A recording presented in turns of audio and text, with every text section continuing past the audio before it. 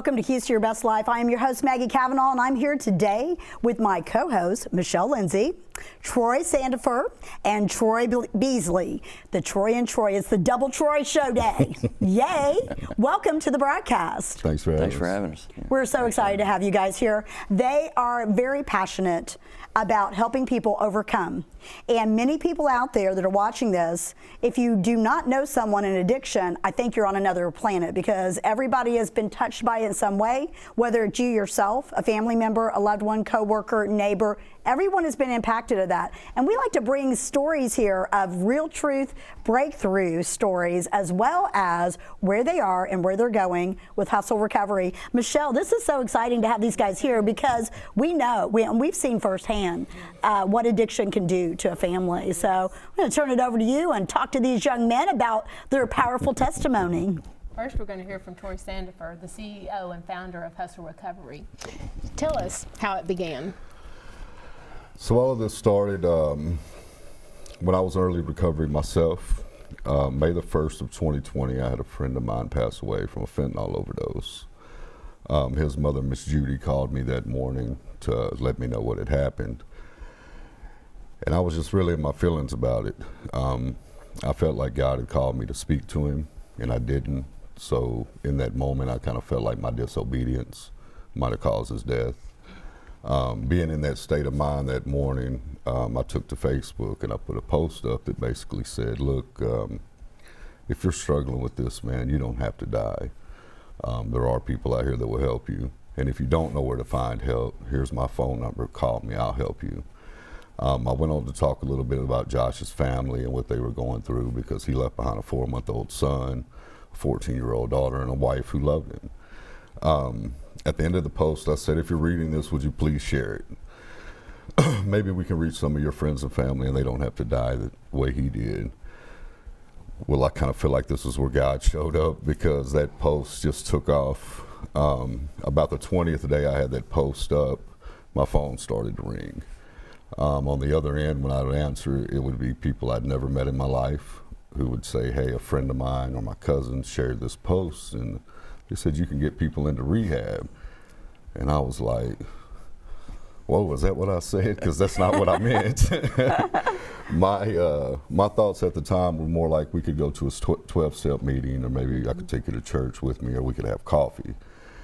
But that first day I ended up getting 6 calls, all exactly the same. People I didn't know. They seen a post that was shared, said I could get people into rehab. So I was like, well, I better figure out how to get people into rehab. So I sat down and started calling me and a couple other of my friends, John Hughes, who was supposed to be here today. He had another engagement that he had to get to. But we just sat down and started calling treatment centers. I think we contacted every treatment center within a 200-mile radius of Nashville. They would answer the phone and I would say, hey, my name's Troy, I'm a recovering addict, and I'm just tired of watching my friends die. Could you please tell me the process to get someone into your treatment center? What's the criteria? And we would just sit there with notebooks and take notes. If you fast forward to today, 2.5 years later, we now work with around 40 different treatment facilities and over 100 sober living houses. We've been able to place about 1,700 people into treatment in the last 2 years. I think we put down a little over 500,000 miles doing sober companion transports. And then 1.5 years ago, God blessed us to be able to start opening up some places of our own. So today we house 60 plus people. I think we got a little over 20 girls and about 40 men. We have started a 6-month program for people who are coming out of treatment centers. I figured out pretty quickly I could easily get people into treatment. I've got a great team behind me that they're pretty good at it. Usually within about 48 hours, they'll have you through the front door of a treatment facility, whether you have insurance or not. So where I've seen the gap in recovery was, what do these people do when they leave treatment? Especially if you've been in addiction for a long time. You know, you can get out and go to a traditional sober living house and they'll tell you get a job, hit 5 meetings a week, pass your drug test. And I did the same thing with my first 3 houses. They were traditional sober living houses, but I really watched people struggle. Sure. When they would get there, a lot of times they didn't know God yet. They didn't have any job skills. They didn't have any transportation. So when me and him connected, I came up with this idea of a recovery support service where we would really support people in the recovery, Yes. especially in the first 6 months after they leave a treatment center. So we try to pick people up at day 31 and take them through the next 6 months. We do things like go to church. We get them to work through a staffing company that Hustle Recovery started called Sober and Serene Enterprises. I think we employ, 40 people now. So we have our first graduating class at the end of next month, and 5 of the 6 guys have signed on to stay another 6 months. So Wow. That's they fantastic. start a savings account there. We have some great people in the community that come in and do some job readiness stuff, the do's and don'ts of interviewing, how to write a resume. They do a mock interview with us before they get to go to work, and we're really heavy on the love of Christ and 12-step recovery. We do a lot of 12-step immersion, and then my buddy Joe Frame, he preaches over at Hope Church on Gallatin Yes. Avenue, so we all attend there every week, and they're actually starting a good trauma healing class that I've got these guys going through. Great. So Great. And Troy Beasley is the program director. yes, ma'am. And tell us how you joined the Hustle family. It's interesting. So when Troy was making those calls, he would say, "My name is Troy. I'm tired of watching my friends die. How do I get people into treatment?" And one of those calls, he was met on the other end by, "My name is also Troy. I'm also in recovery. I'm also tired of watching my friends die. I would love to help you."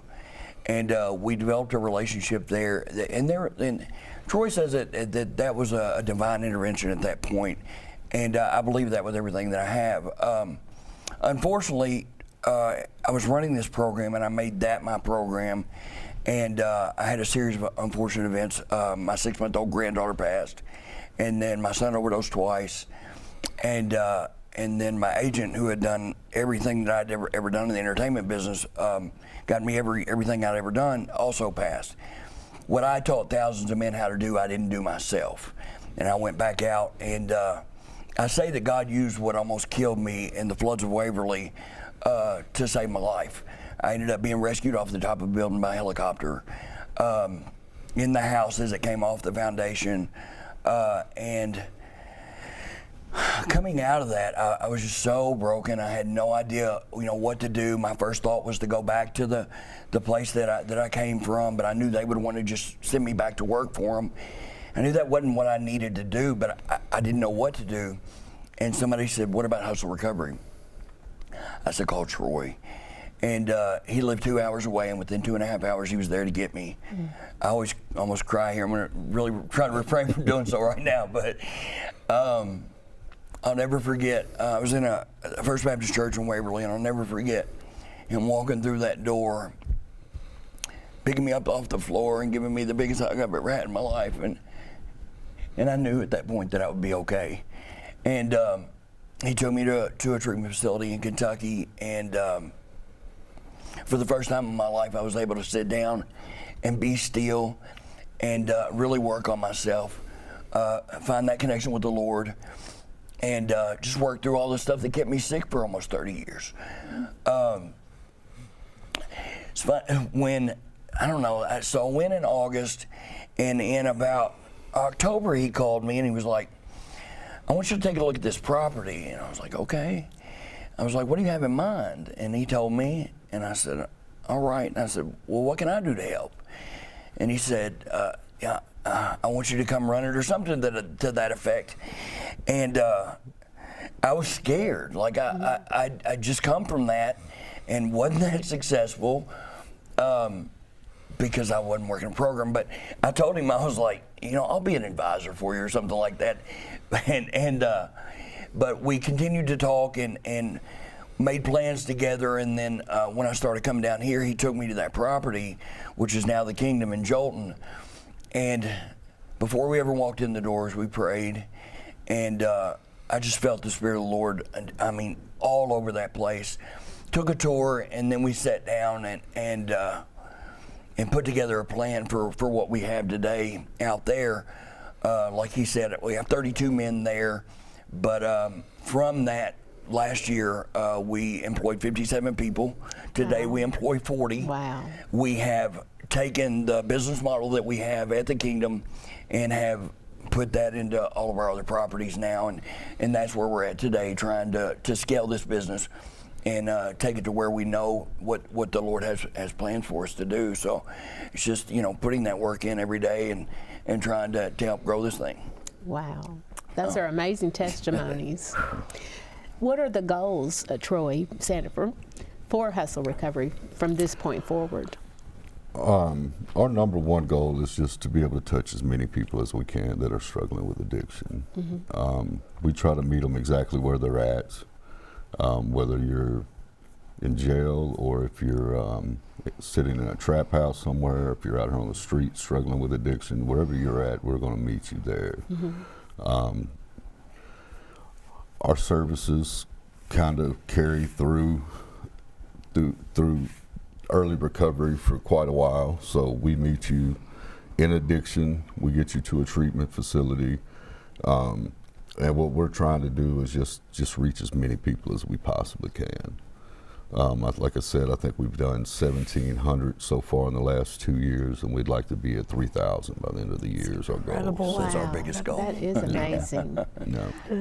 I as a person who helped also people with addictions, I think that our audience might be interested in knowing how they, if there's someone who's trying to help somebody with an addiction, what could they do to help them and to see them free?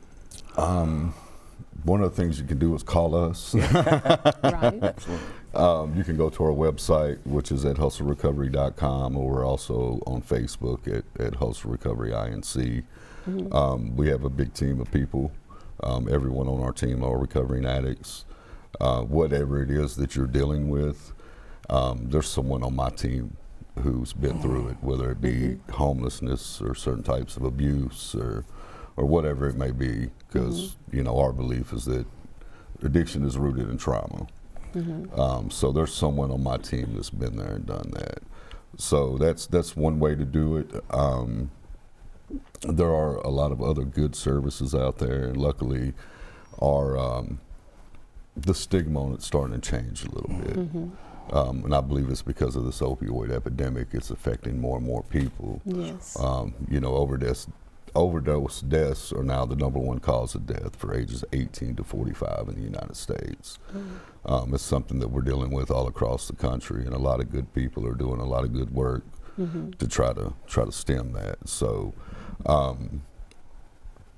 the things that I would suggest is either contacting us or someone who does a service like us. Tennessee Red Line's a good one. Our Lifeliners are great people here in the state of Tennessee. You can connect with them.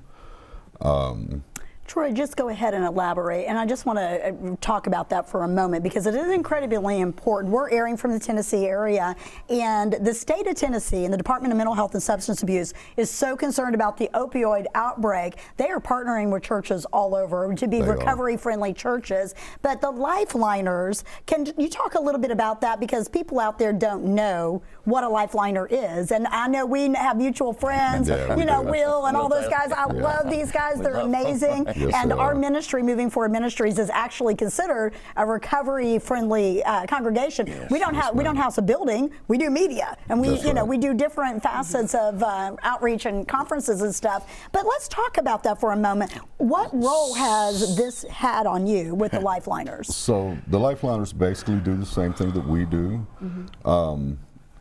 In early recovery, that was my goal, was to be a Lifeliner, but God just seemed fit for me to do this instead.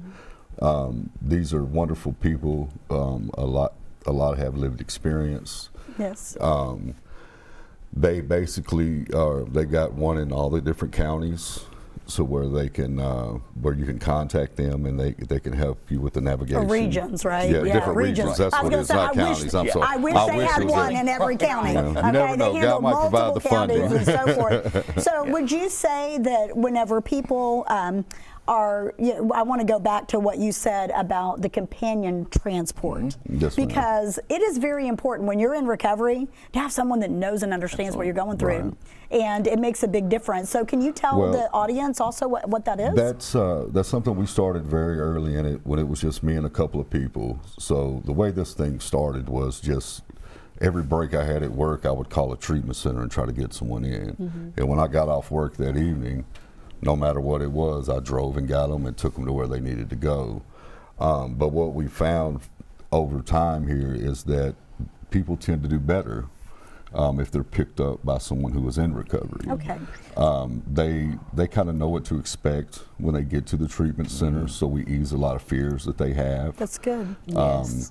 It's almost like a little pep rally. You I know, like it. we use it as a time to give them our testimony and to witness to them.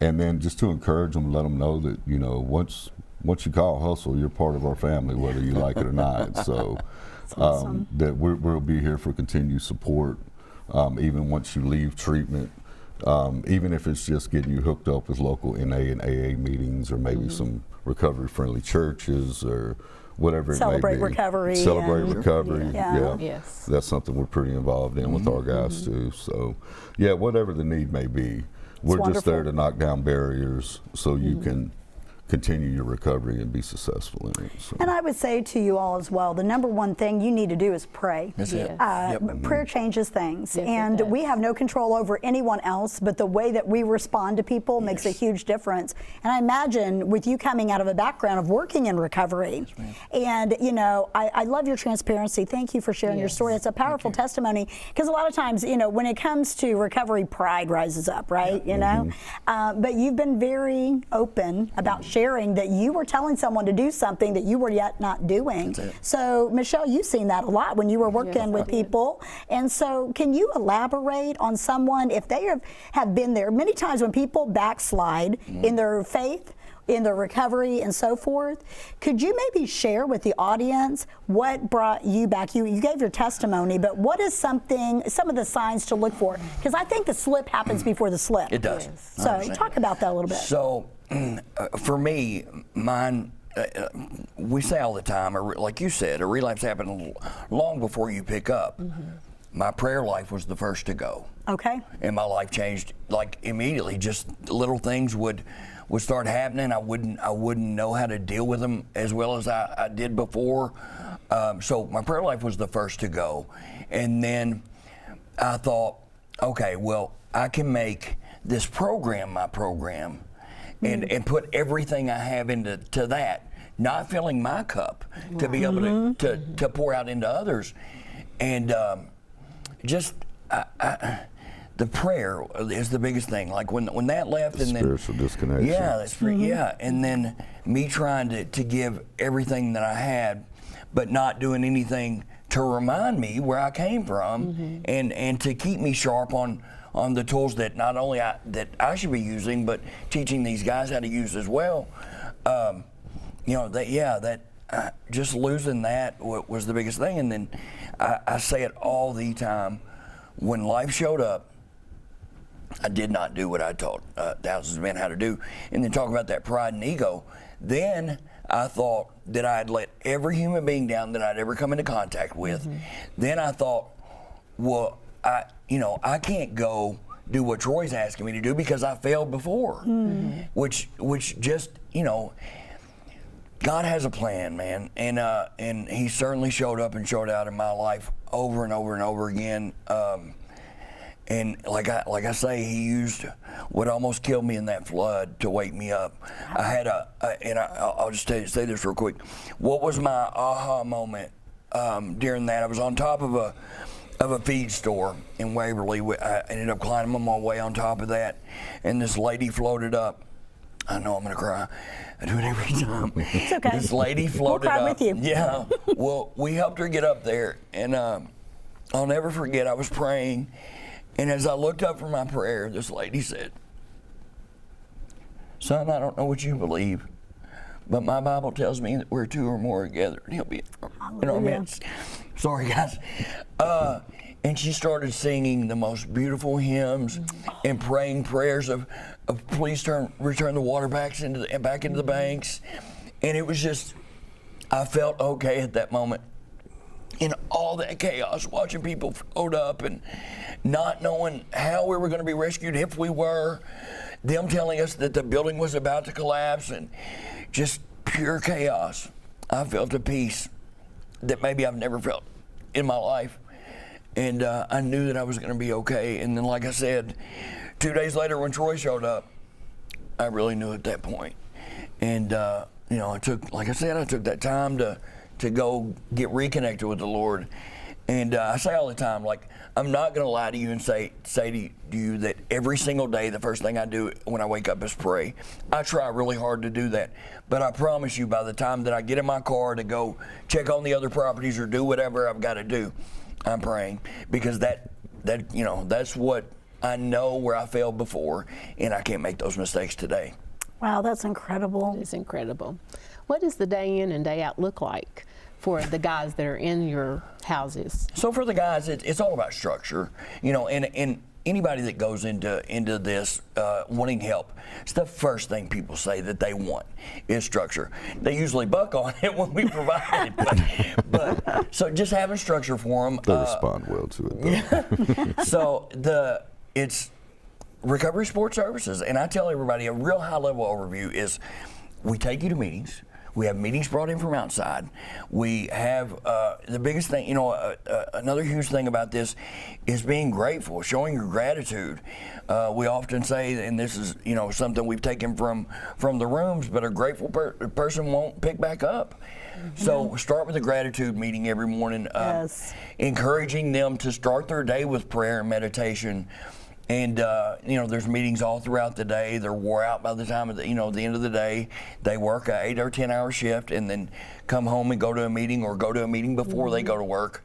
And then church on Sundays. We do Celebrate Recovery on Fridays.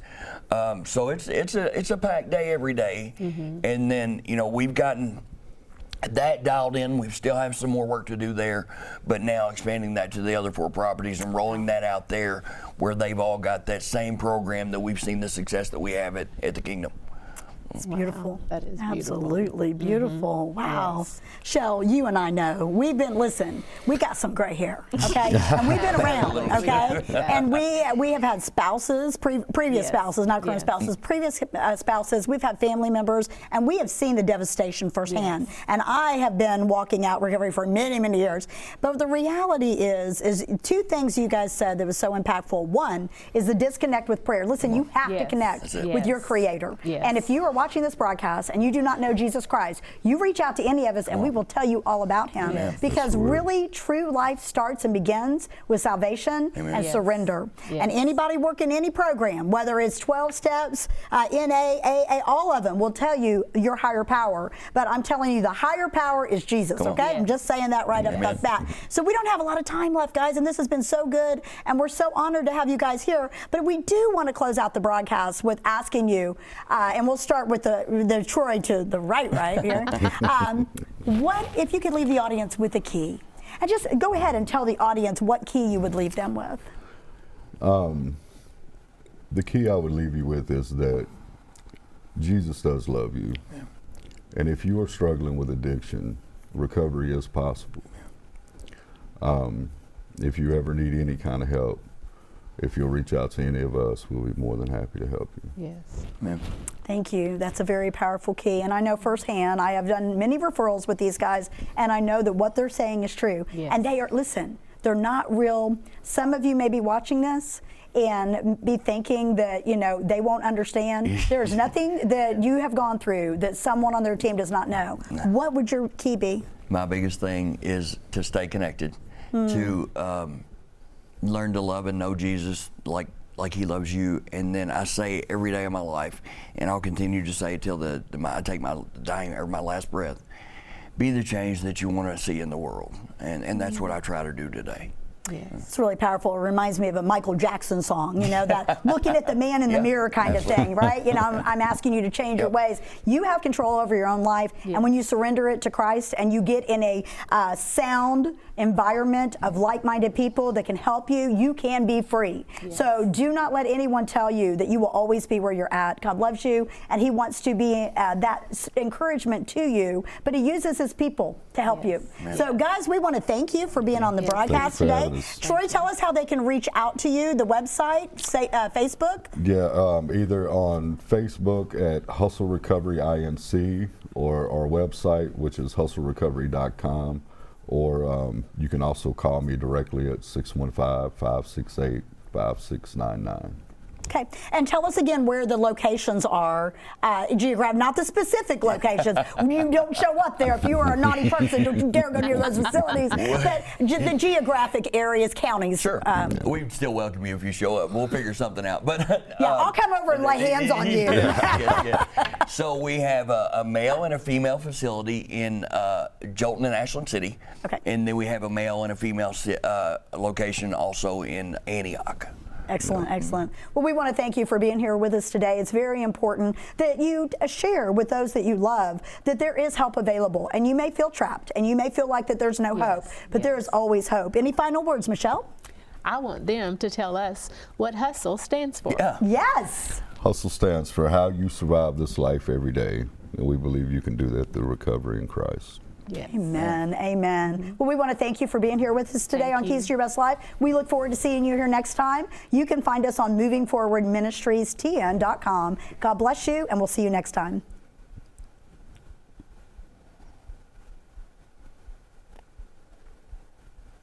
Cut. Good stuff, guys. Whew, that was fun. Yeah. Yeah. Cool. You guys did great. Thanks.